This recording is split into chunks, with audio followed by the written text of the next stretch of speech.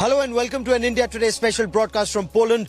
I'm Gaurav Sawant. India Today has the biggest team of reporters on ground from Kiev to Moscow to Poland to get you a 360-degree perspective of the latest developments. U.S. President Joe Biden is all set to arrive here in Warsaw for his meet with Poland's president. He's also likely to visit a humanitarian assistance camp where more than 2 million refugees who fled Ukraine since the start of the war from the 24th of February have been staying. Some, of course, have moved on. We'll get you that story and lots more. But first, our top story.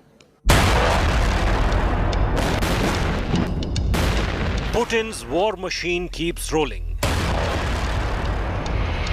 No end to Russian hostilities. Sanctions taxing Russia. Did Putin massively miscalculate this war?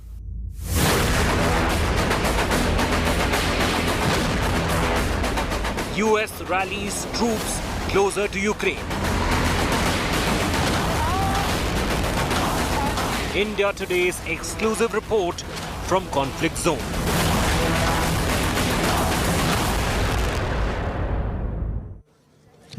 Now, the U.S. forces are also gearing up here in Poland. Additional forces are likely to be deployed. Now, about 350 kilometers from Warsaw is a place barely 50 kilometers from the border with Ukraine, where U.S. troops have been deployed with their weapons and systems. Now, is this part of a North Atlantic Treaty Organization's exercise and a massive exercise that will take place in this region? A plan. I traveled to ground zero to bring you this report about the deployment of US forces in Poland.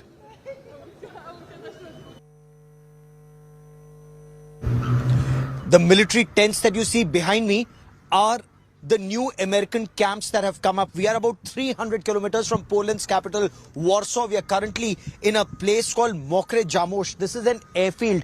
And if you notice in this airfield, there are a number of tents that have come up. These tents are the new American airbase that's been set up in Poland. Now, there are a large number of American troops who are now deployed in this area. Now, if you look just behind me there, that entire green cover are American military tents. They have American military hardware, from armored personnel carriers to Humvees to certain radars that have been set up to troop carriers that have come up in this area.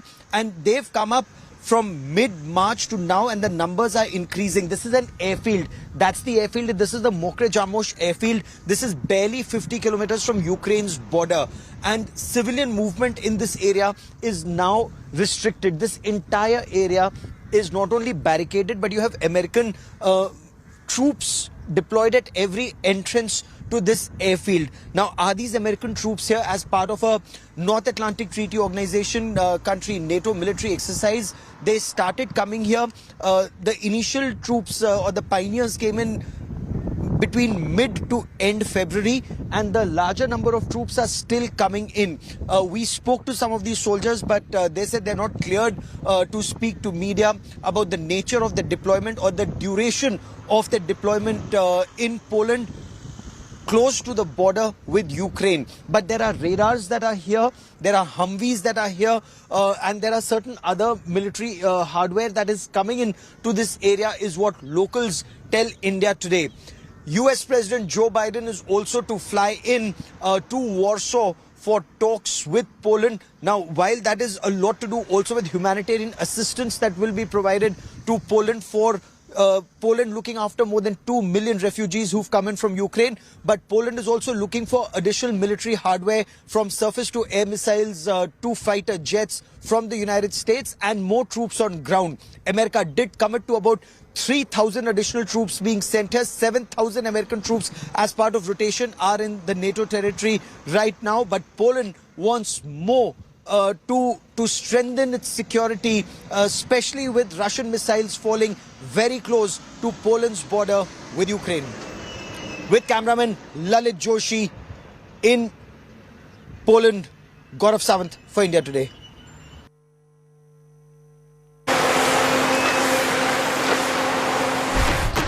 Nearly a month of this war, nearly a month of endless violence across the beautiful landscape of Ukraine. But there's one city that stands tall despite the Russian shelling. One city that has endured and persisted no matter what Russia has thrown at it. Ukraine's capital of Kiev, the citadel that Putin wants but hasn't been able to dominate so far.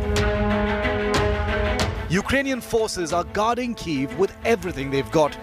It's where President Volodymyr Zelensky also remains camped.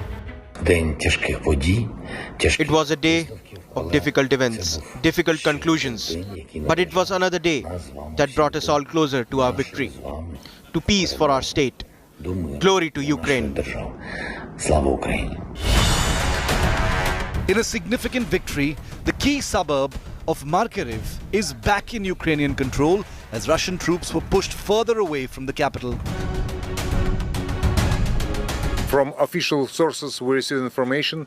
Right now, the small city Makariv and almost whole Irpin already in the control is Ukrainian soldier. Ukraine also put out a video of Russian saboteurs being detained in the capital, pinned down to the ground and taken into custody. But that doesn't mean Russia has backed off. Russian troops blew up a bridge over the Desna River that connects the city of Chernihiv to Kiev. This bridge was being used for civilian evacuation and humanitarian aid. That is no longer possible, as nothing remains now of that bridge. There were 2 barrages of rockets fired from multi-barrel rocket launchers, which was about 30 blasts, if I could count them, 15 and then 15, which was also in the eastern part of the city, heavy bombardment. As far as ground forces are concerned, there is not much movement. The reports are Russian forces are digging in and making the defenses on the perimeter of Kiev city so that in case there's any counterattack from Ukrainian forces, they can stop it. Also, that they are probably trying to encircle the city and stay as such and not trying to enter the city. So how close is Russia to the capital city? The latest data suggests that Russian efforts to capture Kiev remain stalemated.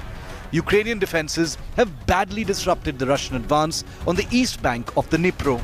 Russians seem to be now focused on ramping up their presence to the west of Kiev. This near to Brovary, it's open information. From the west of Ukraine, from the north, in behind the Lutish, and there is big battle. Russian troops have been facing an uphill battle getting into Kiev. Chechens from the Sheikh Mansour Volunteer Battalion also engaged in an intense battle with the Russian military near Kiev.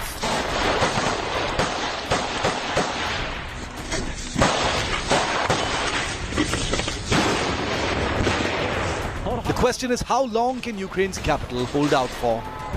With Rajesh Pawar in Kiev, Bureau Report, India Today.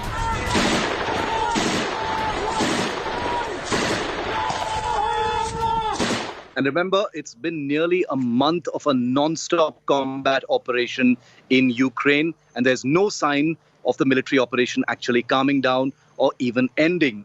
Day 28 saw shelling, cruise missile attacks, and rocket attacks in different cities, including right in the center of the city that is Kiev, the capital of Ukraine. Take a look at what day 28 looked like.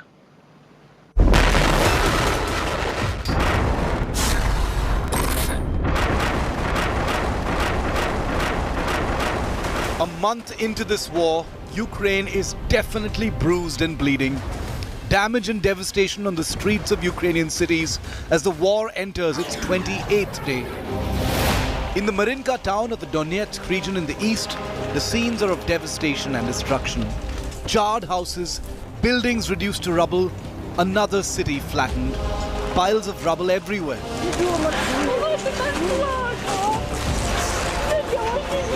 The second largest city of Ukraine, Kharkiv, continues to witness intense and daily Russian shelling. Residential and commercial buildings of the city in many neighborhoods are piles of ruin. In the besieged eastern port city of Mariupol, Russian troops can be seen launching an all-out attack with military tanks rolling on the streets of the city. Ukrainian President Zelensky has warned that the current humanitarian catastrophe is spiraling and unfolding in the port city. As of today, there are about 1 lakh people in Mariupol in inhumane conditions under a full blockade, with no food, no water and no medicine, under constant shelling and bombardment. For more than a week now, we have been trying to organize stable humanitarian corridors for Mariupol residents, and almost all our attempts, unfortunately, are disrupted by Russian occupiers, by shelling or deliberate terror. Chilling images of intensifying Russian attacks. Russian troops launched cruise missiles from Sevastopol area of Crimea under their occupation.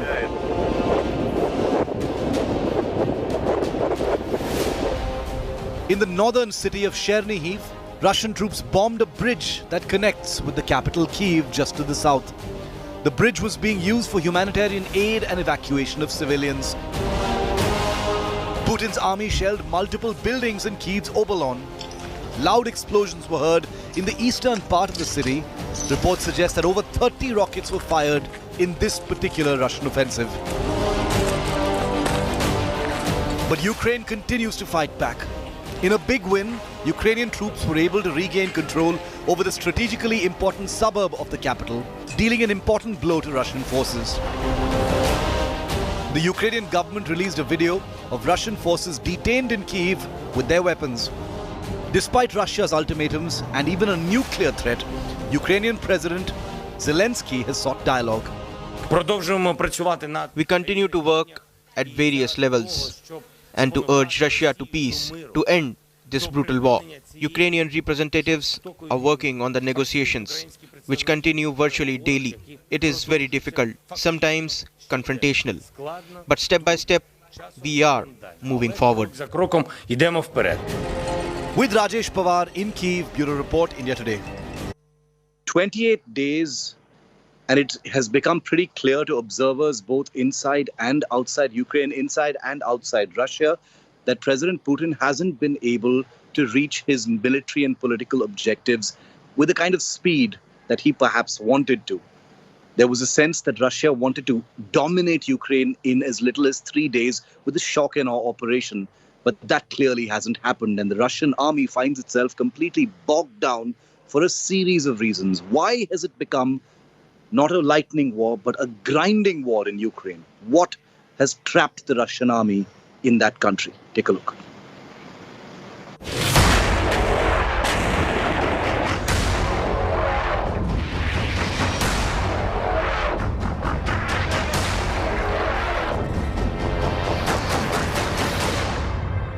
Simply put, it's an epic David versus Goliath story.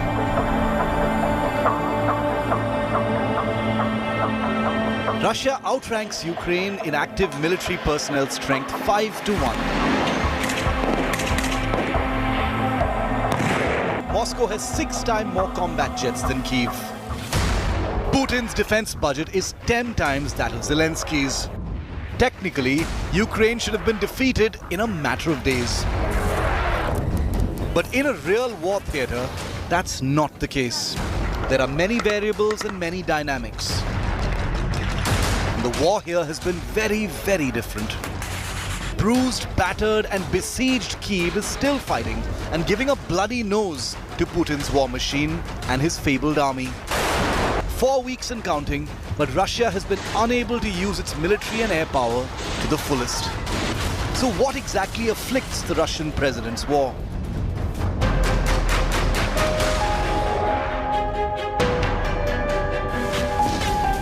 Sample this.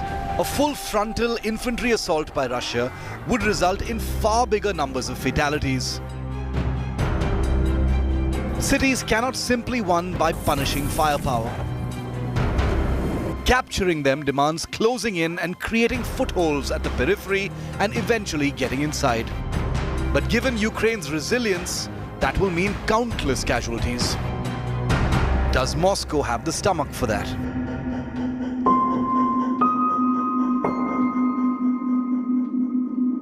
Since Russia began the invasion, there has been no major physical combat to capture territory. Russian tanks and other specialized war vehicles have been stalled at many war fronts. often suffering heavy damage.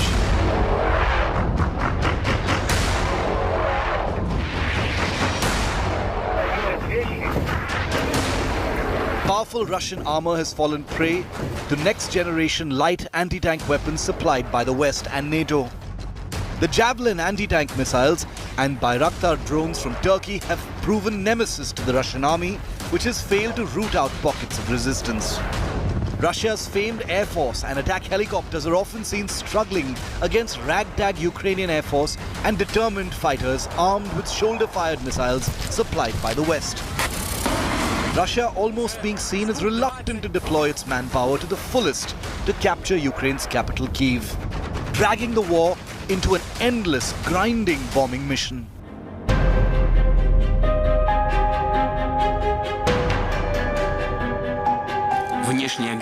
Putin also didn't bargain for the body bags of Russian soldiers. Since his country has witnessed the biggest drop in population since World War II, owing to a falling fertility rate in Russia, which translates into losing close to 10 lakh people alone in the year-long period between October 2020 and September 2021. The declining birth rates can potentially reduce Russia's 14.5 crore population to 13.6 crores by 2040.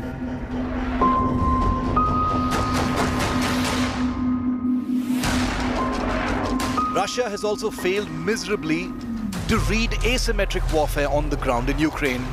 It aimed to finish the invasion in 3 days flat, but Putin's tanks ran dry in just 72 hours into the invasion with a lack of refills, maintenance, and a crippled logistics supply. The struggling Russian war machine moves with a month into this invasion. The struggles on the ground for Russia could prove disastrous, not just in Ukraine, but overall for Putin. Bureau Report, India Today. In the early days of the invasion of Ukraine, Russia had operationalized its nuclear arsenal, sending shockwaves all around the world. Then you had the foreign minister of Russia say that any new global war or a World War III would necessarily have a nuclear complexion to it. And now those nuclear forces are on high alert once again, with the third big threat coming out of Russia, that any future action with the NATO getting involved in what's happening in Ukraine will and possibly have a nuclear response.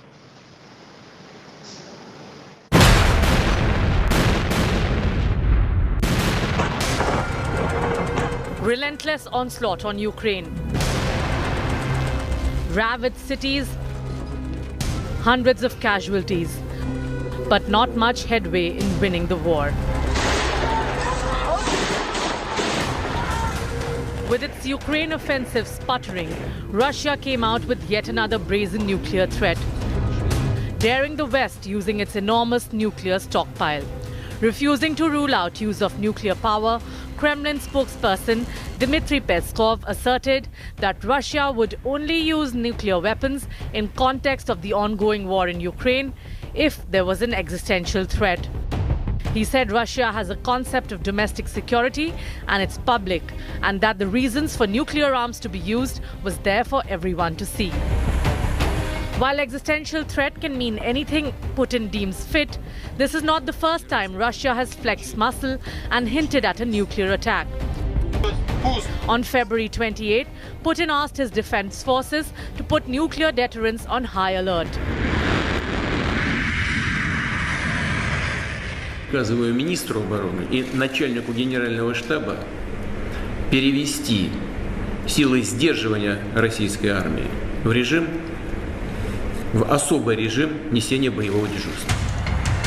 Putin has also shown eagerness to capture Ukrainian nuke plants, evident from his attacks on premises of Zaporizhzhia plant and destruction of a Chernobyl lab.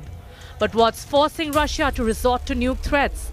Is Putin merely flexing his nuclear muscle, or is it dangerous brinkmanship after failure to win the war, even 4 weeks into the invasion? Geeta Mohan in Moscow, Bureau Report, India Today.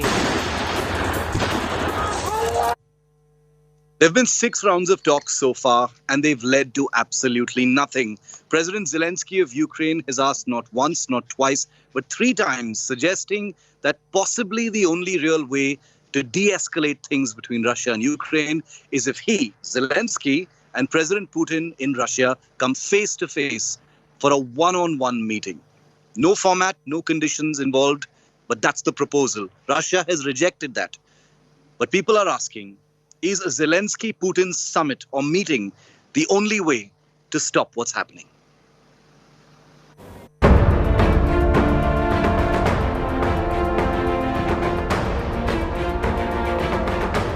"28 days and counting. Millions have fled their homes. The human cost continues to mount. The economy is flattened. But there are no signs of an end to this war. After 6 rounds of peace talks, a breakthrough still eludes Russia and Ukraine. Ukrainian President Volodymyr Zelensky has once again called for direct talks with his Russian counterpart Vladimir Putin. Russia has rejected Zelensky's demand right away. Moscow says the president-level talks can happen only after the two sides agree on a deal. With regards to the internal Ukrainian dialogue, it's upon Ukraine now after our operation in Ukraine ends. I hope it ends with the signing of a comprehensive agreement on security issues, that is Ukraine's neutral status with the guarantees of its security.